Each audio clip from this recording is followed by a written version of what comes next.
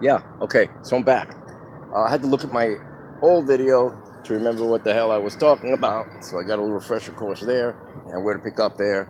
I'm gonna go somewhere where it's not so damn sunny. I feel like I'm staring directly at the surface of the sun. And all right, so we're gonna pick up. Um, at 3, I was raped by my cousin. I don't know how. I know it was 3, but for some reason that number sticks out. Um, it's a funny thing about when you go through that kind of trauma is that your mind blocks it out. Um, as I got older, I think about 14 or 15, I would have these dreams, or some people would call them nightmares, like maybe once or twice a year, where I'm at the ledge of a bed, and while I don't feel any pain, I feel fear. And every dream, I would turn my head like that. And then another dream, I would turn it further. And then another dream, I would turn it further. And then I would turn further to the point where I'm looking to see the crack of a door, and I see my mom and my godmother talking. A woman who I love very much. When my mother beat me, she showed me so much love. I love that woman. And then I would finally, when I hit 18, I turned my head all the way around, and I saw my cousin. Um, he scared me. He was violent. He was mean. Something was wrong with him. He was one of 6 brothers. They were rough, but they were kind to me. And, you know, so there you have it. Never uttered a word to my mom. Um, I didn't think she'd ever believe me. It's usually what happens with rape victims. You don't think they're going to believe you. Or somehow maybe it's my fault that it happened. Because everything was my fault. I was always getting beaten for everything. I remember once when I was drinking milk, my father was in a bad mood. My hand shook, and I dropped the milk, and he slapped me in the head. And he said, "Why do you keep?" And now you hit me because I'm scared. And then he hits me again. So it was a difficult life growing up. I was my mother's foot servant. Massaged her legs, massaged her back, threw out the garbage, cleaned. I was always by her side. I learned how to cook by watching her. Shell the peas, help her with laundry, anything. Yes, you yell at me. Yes, you hit me, but that was something. Something's better than nothing. Hey, fellas, what's up? How you doing? Beautiful day, right? I like the hat, man. No, I really don't. You shouldn't be wearing that kind of hat unless you're hurting field and island. But gotta be nice. What's up, bro? Good, good. How are you? So, anyway, we're talking about, oh yeah, me being raped. So, when I started going to therapy recently, um, I met a really good therapist, which kind of saved my life, man, because I was in a bad place. Um, I told him, and I told my sister. My sister, she acted like I just said, hey, I ripped my underwear. Like it was no big deal. That angered me. Um, but this therapist, to go back to him, while I don't trust psychiatrists, I think everyone should speak to a therapist. To me, a therapist is a paid friend, dressed all in black, looking kind of sad for long.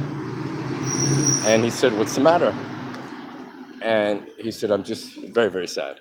And he said, "Do you feel suicidal?" I said, "Last night I did." He said, What did you do?" I said, "Well, I didn't kill myself because I'm sitting in front of you."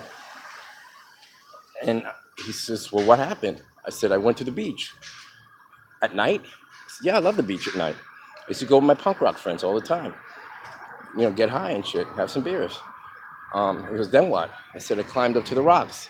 And I was going to jump in the water." And he said, "Why didn't you?" "I didn't want to get wet." And then he started laughing. And he said, "I have to watch out for you, you know?" But he said, "Why black? Mourning the death of my soul." So he looks at me again, weird. I said, "That's a joke too." I said, "Most artists like to wear black." Am I wearing black? No. But he,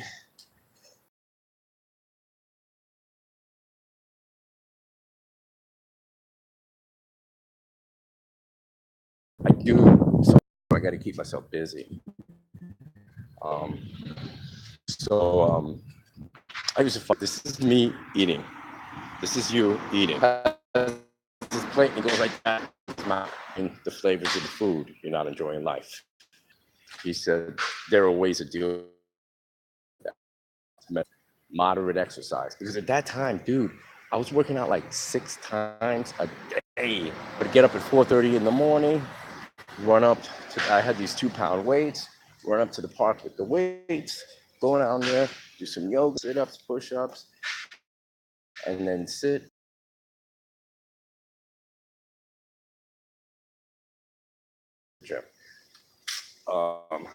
So sit-ups over a bar that was over a train track that was a 40-foot drop. I would do sit-ups in the middle of abutment of a highway. Um, I was just crazy. But a lot of it came from the fact that as you get older, you want to get younger. And you feel that that's going to keep you 20, but you're not going to be fucking 20. You'll never be 20 again. Those days are gone. You have to be the best that you are at the age that you are. You know, let you guys go out there, you know. We're not looking for perfection. I don't need plastic surgery. You see this face? I hate it, but this is my face, you know. I was actually offered a nose job because I had adenoids, and the doctor said we can do a nose job for free. And I said, I don't go for unnecessary surgery. I'm not taking a risk for something I can live without, you know.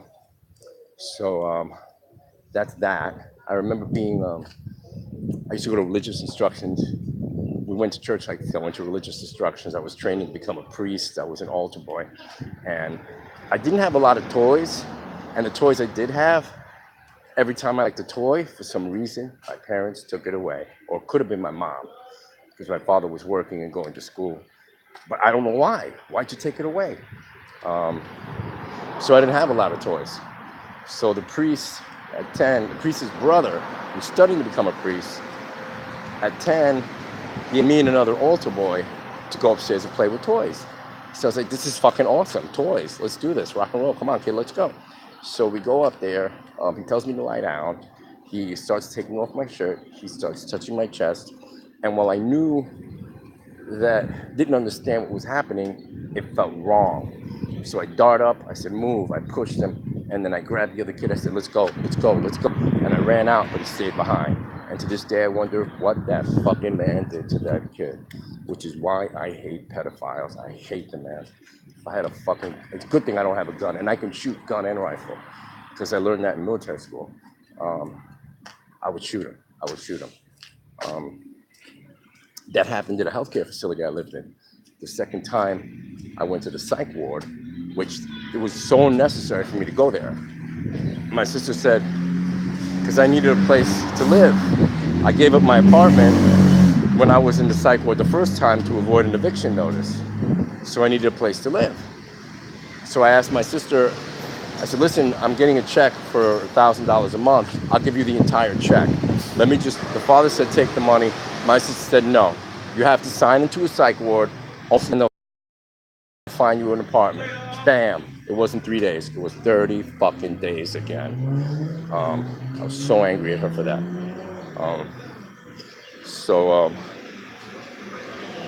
Yeah, so we're talking about the toys and yeah. So the molestation, or I don't know what they call it, sexual abuse or whatever, that took place. It turned me off away from the Christian religion. Do I question God? Every other day. Every other day. Some days I thank him. Some days I curse him. I'm not happy being gay. And that's the part that curses him. I wonder, I don't want to be this way. I don't want to be this way. I hate being this way. I don't get along with other gay men. I can't interact. I don't know. It's me. It must be, I'm throwing something out there saying that I'm a hateful person, but I'm not, because I have a lot of straight friends. Matter of fact, my roommate I'm moving in with happens to be straight, and we get along great. So I don't know what it is. And you know what confuses me is that this is a day and age when gay men can get married and it's okay for children to be transgender. But here I am kicking myself in the ass at 55. You know, I need to get over that. So I'm going to discuss that with a psychiatrist. She now doesn't think, she thinks that bipolar mania was a misdiagnosis, which makes me want to punch her in the face, because she's trying to pull those pills, push the pills on me last month, and I'm telling her it constipates me. And she says, well, I want to raise the dosage. And I'm like, well, if it fucking constipates me, what do you think it's going to do if you give me more? So now it's a misdiagnosis. But she suspects that I have ADHD. Now, she didn't tell me yet. My caseworker told me that, so I can be prepared. So I got mad immediately when she said that, and I texted my sister and I told her that. I said, you were wrong. You kept telling me these pills are good when they were making me sick. I don't trust you. I don't trust the psychiatrist either. And she, in turn, responds and says, I was there for you along the way. I said, you were not there for me. I said, you were not there for me. You pushed me into that psych ward when you could help me. I said, yeah, you took me to my appointments. That's all good and well. I appreciate that. But that's as far as it goes. You dropped the ball numerous times. Because there was this one time when my therapist, who I absolutely love, I enjoyed my time with him thoroughly. I raced to see that man. He told me he was moving to Florida because he had a baby and they're going to raise a child there. He's got a job there, so he wanted to say goodbye. But I still had 3 more sessions. My sister fucked up the insurance and said, we can't go back because you don't have insurance. And I had insurance. So I could have seen him for 3 more times. So I missed him. But before he left, after that session, I said, Rolando, oops, I said his name. I said, do you mind if I hug you? I said, it's not a gay thing. It's love. It's from the heart, man. I just want to, I said, you've changed my life. And he said, I did nothing but listen. I said, you did more than listen. I said, you opened up my mind. You made me think. And you gave me suggestions. And you remembered everything I would say 3 weeks later and throw it in my face. So you were listening. And I said, but don't think I didn't help you. And he said, what do you mean? I said, you lost 20 pounds because of me. He said, why? And he goes, you told me that you're 38 and I'm 53 and I'm in better shape than you. And you were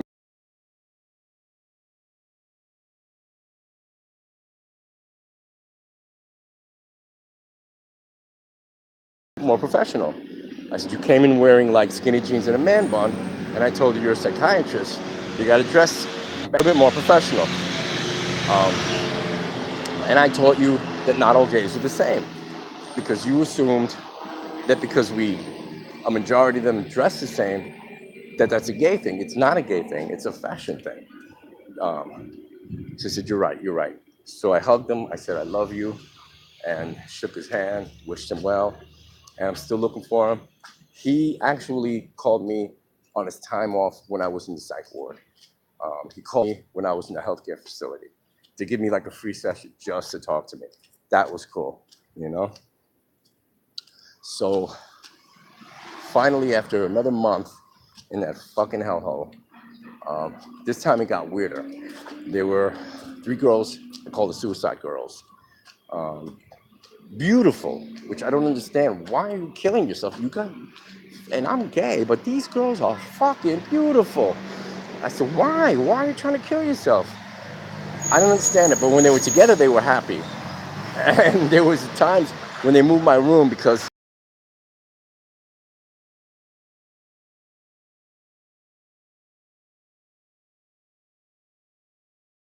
they were doing something. So I was sleep deprived. Finally, I had a room in the front with no roommate. But that's where the suicide girls would stay up all night laughing. So scream, kill yourself. Shut up and kill yourself. I'm trying to sleep here. You know? During that time, it was a little bit more violent. It was a guy that had a website where he wanted all gays killed. And talking about sodomites and whatever. So I was like, let me just avoid this guy. And there was also a drag queen there at the same time, which made it kind of, a little bit weird. There was this morbidly obese guy that would say his body is 98% water. And water tank. But he broke my heart. He would sleep at night. He was so big he couldn't put the towels, the sheets over him, and he would cry. So I would go in there and cover him up. There was this absolutely adorable, handsome young man, 26. So what's your name? He said, Joey. I said, why are you here? He had crutches. I think he broke his leg or something. And he said, I jumped in front of a train. I'm like, why? And he said, because I have no direction. I don't know what to do with my life. And I said, dude, if you kill yourself, you will not learn what to do with your life. I said, you're stopping the good times. I said, you don't want to stop the good times because then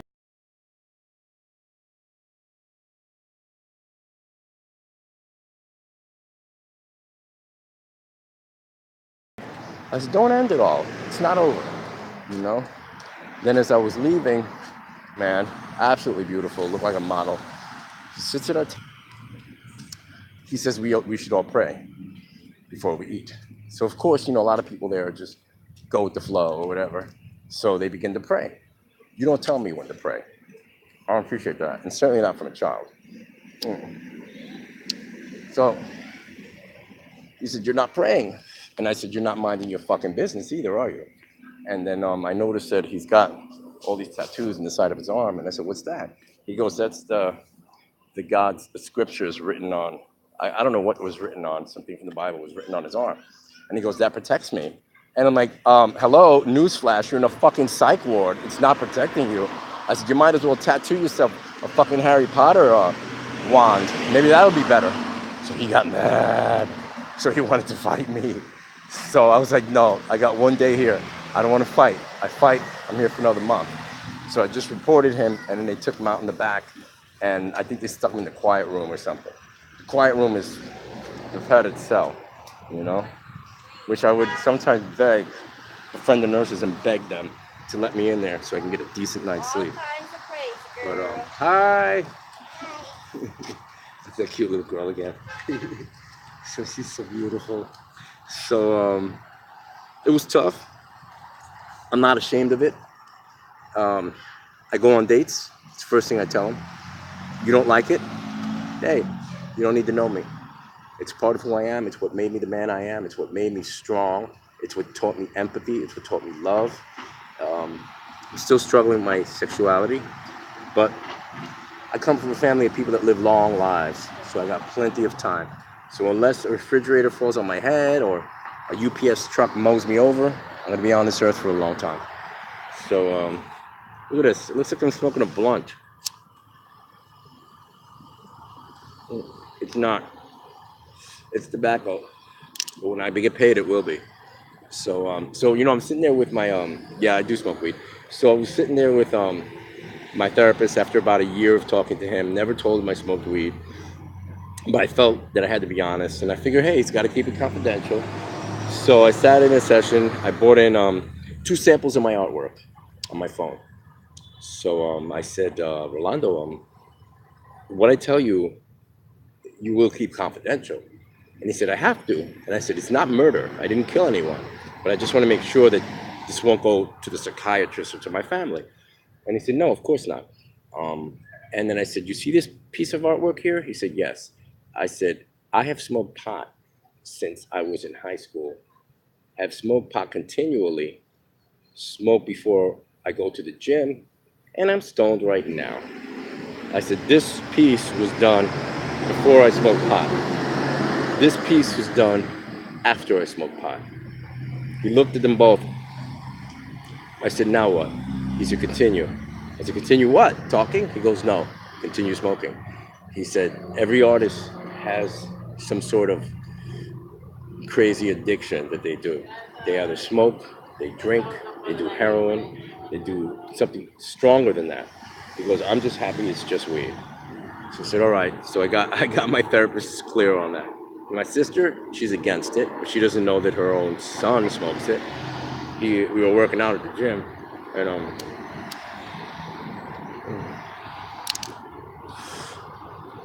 for some reason he asked me if I smoke weed, and I said, why do you say that? And he said, because you're an artist. The way you've lived your life.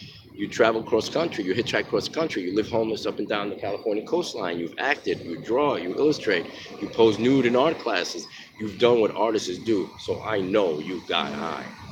So I said, listen, puppy, I'm not gonna lie to you, you're my king. I do. And he goes, well, I do too. And I said, well, your secret's safe with me, I'll never tell your mom. I said, you wanna get high together? He's like, no, that would be weird. And I'm like, all right. But so when my sister lectures me, I think, you know, lecture to your son and the fact that you drink 2 glasses of wine every night. Mm. and your husband drinks near at night. So can't judge. The sun is out again. Lovely. So so yeah, that's that. And so anyway, I had to go to a healthcare facility because I couldn't find a place to live. I wanted to go a place that had right by the beach. My sister was like, "Oh no, this place is better. It's safer. Yada yada." So I went to that place. Walked in. It was cool. You know, it looked yeah, it looked clean. There was no one in the lobby. They had two television sets there. I saw a water tank. I said, "Great water," because I work out a lot and I drink a lot of water, and it's free. So I sit with the administrator, dumbass, who, oh, you're charming, you're wonderful, but just because you're charming and wonderful doesn't mean you fooled me. And I said, "Oh, what are you talking about?" And she goes, well, you seem like one of those guys that are, a little too charming. And I said, oh, well, you're entitled to believe what you want to believe. So she goes, would you like to join us for lunch? And I said, oh, awesome, lunch. This rock and roll. This place is cool. So I said, do I have to pay? She's like, no. I go, slice of bologna, knife and fork, two pieces of, which I don't know how bread can be hard and gummy at the same time, but they managed to pull that one off. And I think like lima beans and the caffeinated coffee and I think some watery juice or something like that. I said, this is not lunch. You get more from a fucking Lunchable. And why you give me a knife and a fork for a fucking slice of bologna? So I wasn't liking it at that point. Mm. Finally got to where I have to go in. I walk in. As soon as I walk in, there's this woman that I call the senior mutant ninja turtle because she had a back like a turtle. I have a cup of coffee. She's like, oh, can I have some coffee? I'm like, oh my God, do people do that? They just ask for coffee? I said, no. And then I get into the elevator and I meet this big guy, big Frankie. And he said, you knew? I said, yes. I introduced myself. He goes, oh, my name is Frankie. This is my girlfriend, Sabina. He had an older woman. It was his friend, beautiful, charming lady. And he said, welcome. He's one of the good guys, I liked him. But the funny part about him is he's big, but he's such a baby. Then they introduced me to my roommate, who was a fucking chain smoker and chain smoked from the minute he woke up to the minute he went to sleep in his room, which sucked for me because even though I smoked, I like to breathe. I don't want to be smoking inside. So I couldn't go to bed until he went to sleep, which was 11:30, and then I have to get up by 7 because then he'd start smoking again. But the fucked up problem about that is that at 8, they're giving me all these pills to knock me the fuck out. So I'm walking around fucking dopey till 11:30. One of the pills, which gave me restless leg syndrome. So I'm just walking back and forth. So I had to deal with that. And, used to watch his TV and shit. And then one day, I don't know if no, I didn't repeat this in the other video. But one day we're watching a show about a cannibalistic serial killer. And what I found out is that in that place, they recruited from the same psych ward that I was in. So a lot of the people from the psych ward were living there. So I really didn't escape them. I could escape them from leaving the area, but I lived there with them. My younger sister immediately got me a membership to a gym. So I would go there 7 days a week in the morning to work out. Everything is timed, so you have to do it. You have to be in before they close the doors because you're not going to eat lunch if you don't. So I'd have to work out. I had to take these horrible medications that gave me diarrhea. So I would take the meds, eat my breakfast, run to the gym, run to the bathroom, and then run to the gym at the bathroom, then work out and run to the bathroom, and then run back and run to eat lunch, and then run to the bathroom. It was horrible. I lost 15 fucking pounds. And the food was gross, man. They had chicken that was uncooked. They would take frozen chicken and throw it in the oven. They had grilled cheese where I took a slice of cheese out and I burned it in the lobby and it wouldn't melt. It was like plastic. It was just, the food was gross. It was horrible. So I started eating like watery soups and a lot of the canned vegetables crap with beets, and I can't stand beets. Maybe once or twice they had something that was edible. And usually it was when the other people weren't there because they were eating at this thing called Program, which is a program for the people to go to and socialize, and they serve a little bit of food there. The food's better, but the portions are really tiny. So they go there. And on those days when they had the edible food, I would lie to the people that would serve us and say, this person, that person is coming down, they're late for lunch. And they would put the food out, and when they weren't looking, I would eat their food and mine, you know? So it was just a survival thing, but I lost 15 pounds. And I met a guy there, um, straight guy, older guy. We connected the first fucking week. And because the food was horrible, we'd chip in money together for cigarettes, for Chinese food, and we would eat it alone away from everyone because if you buy something, they beg. They beg. You buy a cup of coffee, they would literally have a cup of coffee in their hand and say, could you put some in my cup? That kind of shit. So I learned to drink water because they don't drink water. Um, so, yeah, I lost a lot of weight between that and the medication. They didn't know when I would take the pills, I would ask them because I had my phone. A lot of people, they don't have cell phones or they don't even know how to use the fucking internet, which I don't get that. My dad does, and he's 70. So I would go on the medication line. Like, if you ever want to get a feel for what it's like, watch the video Basket Case from Green Day. That's what it's like. You go on that line for your medication. And I would say, what are you giving me? And I knew what they were giving me, but they changed the color of the pills and the size. So I would ask. They wouldn't know. And I said to the fat girl, fat black girl, I said, what is this? She goes, oh, I don't know. And I, what do you mean you don't know? And it's just, well, that's, we're just supposed to give it to you. And then I would say to the guy, there's a jar in there with the pills. Can you read to me what it says? The guy would say, well, I can't pronounce it. And I'm like, you guys, you should be fucking florists if you're gonna wear a white jacket, because I don't expect you to be a doctor, but you should know what the fuck you're handing out. So one day she gives me in the morning a pill, which I knew was a sleeping pill. So, because what I do is I Google the number to figure out what it is before I eat it. So I say, what's this? She goes, I don't know, but you have to take it. I said, it's a fucking sleeping pill. You give me a fucking sleeping pill at 8. I don't trust you. So now I met this other guy. He was 74 at the time. Artist, excellent artist. We really connected. Fun guy, brilliant, but an alcoholic. He tells me one day, you know, I love you. You're a good friend. You're good to me. I want to tell you something, but in private. And I said, all right. He said, let's go around the corner. Let's sit on the bench over there. I'm like, all right, let's do this. So we go, we sit. I'm like, what is it, Eddie? And then he goes, I'm an alcoholic. I've been an alcoholic since I was a teenager. I started heroin at 12 with my sister. Um, uh, I drink. I can't help it. I can't stop. How you doing? He said, I stopped once for a month. It was good, but I went back. And I can't. And I love you, and I don't want you to hate me for that. And I don't want you to judge me for that. I'm like, bro, I'm a fucking pothead and I smoke cigarettes. I have no right to judge you. I said, I love you for who you are, not what you are, you know? So he started crying and he hugged me, and then we just became really good friends. But he took no meds at all. The only thing that he was supposed to take was vitamins, but he refused to mix it with the booze, which didn't make sense because I would tell him, dude, it's supposed to help you, you know? He's the one who told me what pills that they test me for and what they don't. So he told me you don't have to take the pills. And he goes, and they don't test you for pot.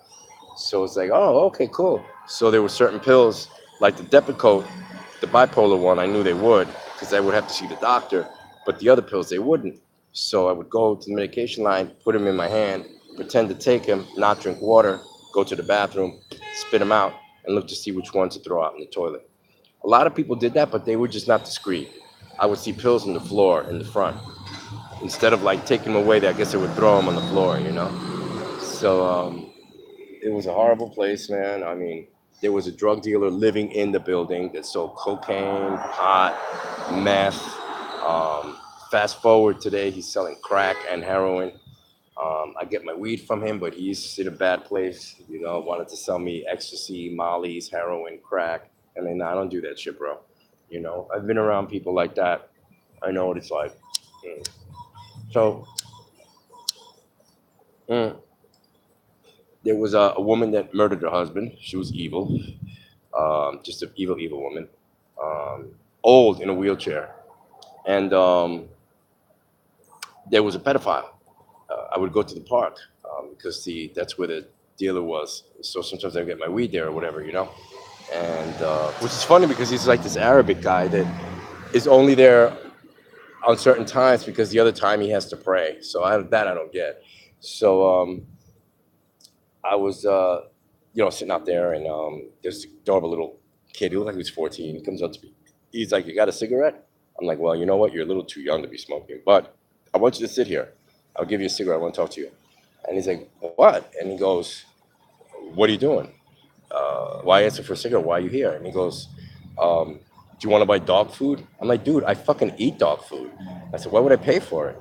And he goes, "No, no, dog food, heroin." I said, "No, I don't want heroin. You're out of your fucking mind." I said, "What are you doing selling heroin? You're too young for this." And he says, "Isn't there another way you can make money? Do your family know? Do they get high?" And he said, "Well, I get high with my father. My mother doesn't want me to, but they don't know I'm doing this." And I'm like, "Well, do you need the money?" He said, "No, I'm an actor." And it struck me. I said, "He looks like an actor." And I said, "Well, what role are you playing?" He said, "A drug dealer." And I'm like, "Dude, method acting, I get it, but you might not survive. You might be in prison, and you're way too cute to want to be in prison." You know? I said, I couldn't tell him this. I mean, it sounds stupid, don't do drugs, but. So I'm in the park. I see this guy. He's got like this hunchback. He's black. He was always saw him in the building. He talks like if you ever watch Fat Albert, that character with the little hole punches in the hat, and he's like, "I love you," but he talks like that, you know. So he would dance like all weird while the boys are playing basketball, the 10-year-olds, and he would take the ball away, and they would want to take it away, and he's thinking they're playing, and they're not. They're mocking him, you know. So one day I see him. I got a funny feeling. I'm like, this guy's a fucking pedophile, you know. So one day I'm walking in front of the building. I see this woman walking by with her child. Her son must have been 8, but she wasn't holding his hands, and she walked further away, and he noticed, and he waved to the kid, and he motioned for him to come in the building. So I saw that. I took a picture, and I said, "Motherfucker, if I ever see that again, I'm calling the cops on you." So I go inside with Elton, got him a bag of, I think it was cheese puffs or whatever, and he opens it. Then he comes over and he's like, "Can I have a piece?" And I'm like, "No," and I snatch a bag back. I said, "That's mine." I said, "Get the fuck away from me, you dirty boy lover, you fucking pedophile. I know what you're doing. You want to fuck little boys. I know what you want to do." So he's like, "I'ma bust your ass." I said, "Great, let's do this. The bigger they are, the harder they fall. Around the corner where there's no cameras. Come on, motherfucker, let's go." So Adrian is an awesome woman. I looked out for her. She works the front desk. She looks out for me. Um, Gets out from behind the counter with a chair to hit him with the chair. I'm like, "Baby, I got this. I got this. Don't worry about it. I'm not scared." I said, "Bullies are the cowards. Bullies are the true cowards." He never came out to fight me. So if there's anyone that's listening to this that's been bullied, fight them back, because bullies are the cowards. Bullies are the cowards. Bullies do that to make themselves feel better because they feel small. So don't let them bully you around. Stand up. You know, you got this. I did that in military school. When I became, my parents sent me to military school at 10. I was horrified. I hated that place. I was bullied. And when I became a sergeant and I had privates under me, and they would say, "Why are you being so nice?" I said, "Listen, because I was bullied. I know what you're going through." I said, "If you ever get bullied, I'll teach you how to box. I'll teach you how to fight. I'll, I'll, I'll fight for you." I said, "But fight back." I said, "No one's going to hit you boys." And they hugged me and they said, "I love you," and all that kind of stuff, you know. But, that's just my message out there. Don't be scared of bullies. Don't be scared of them. They're fucking cowards, you know. And if anyone touches you inappropriately and you're young, tell somebody. Tell somebody. And the person that's going to touch you is going to be someone you know. It'll be someone you know. Someone that probably your family trusts. So just be careful, kids, you know. So I guess on that note, I'll let you go. Ooh, look at me. Look like a sweaty little penis. God. All right. Bye. How do I turn this off?